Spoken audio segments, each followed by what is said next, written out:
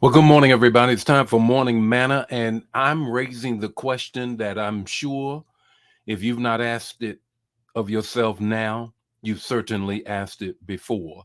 And the answer is going to bless you before and now. And for anybody that's going through something, what do you do when God is silent? What do you do when God is silent? You ever been in that situation? Lord, I'm crying out, I'm pleading, and I don't hear from you.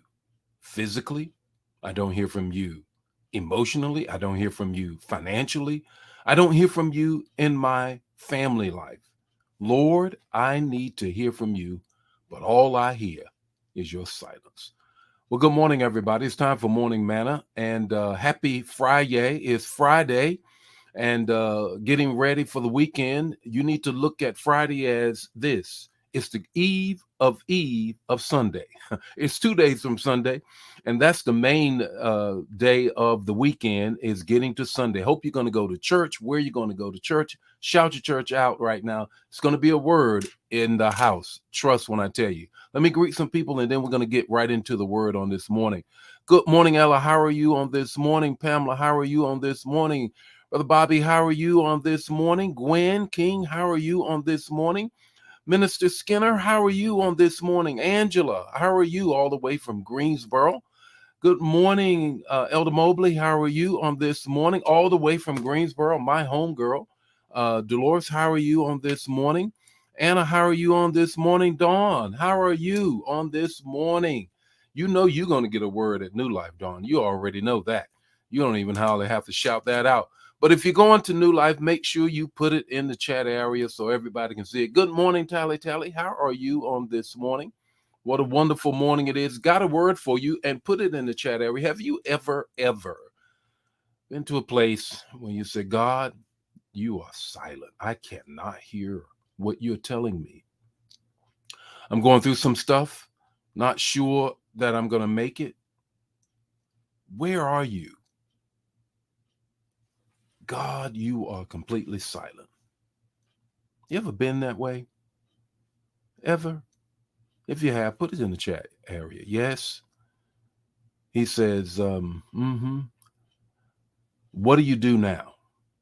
I'm going to give you the text to talk and the takeaway. As you reflect on that, here is the impartation for you for today and the balance of the weekend.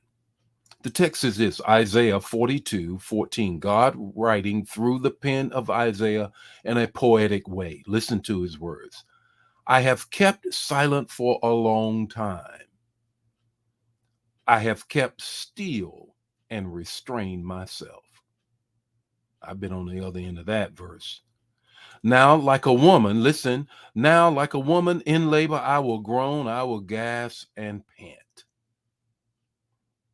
Isaiah is talking as a result of being the mouthpiece of God and the penmanship of God. And now he says, this is what God says to the children of Israel, because they've been rebellious, they've gone through some things. And he poetically says this. I'll read it again, and then we're going to get to the three things that I think bring revelation to this text. I have kept silent for a long time. I have kept still and restrained myself. Now, like a woman in labor, catch that. I will groan, I will gasp, I will pant. The silence of God. What do you do? How do you get through that? The first thing you need to grab a hold of is this: be assured something is happening. Be assured something is happening. Just because you don't see it doesn't mean it's not happening. John 5:17 says, God is always at work. John 5:17 says, God is always at work. Be assured something has happened, though you don't see it, though you may not hear it. Here's the second thing: be assured God heard you the first time. Psalms 116:2 says, He inclines his ear. He inclines his ear. Be assured God heard you the first time. Psalms 116 says he inclines his ear, 116:2, toward us.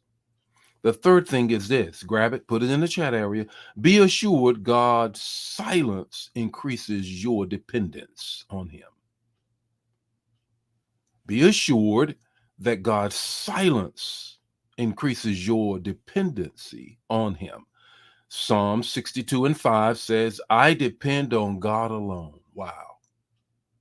Now that's a statement. That's a mouthful.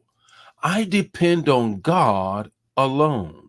Psalm 62:5. What's your takeaway this morning? Your takeaway is this: the silence of God is another form of God's communication. The silence of God is another way God communicates. And you got to grab a hold of that. The Lord be with you today. His face shine upon you. Give you peace. Have a wonderful weekend. If you're a life changer, I'll see you in the house. I'll see you in the house. Make sure you're there. And if you can't be there, make sure you're watching. The Lord be with you. And see you Monday with more morning manna. See you Monday with more morning manna. How about that? Bye now.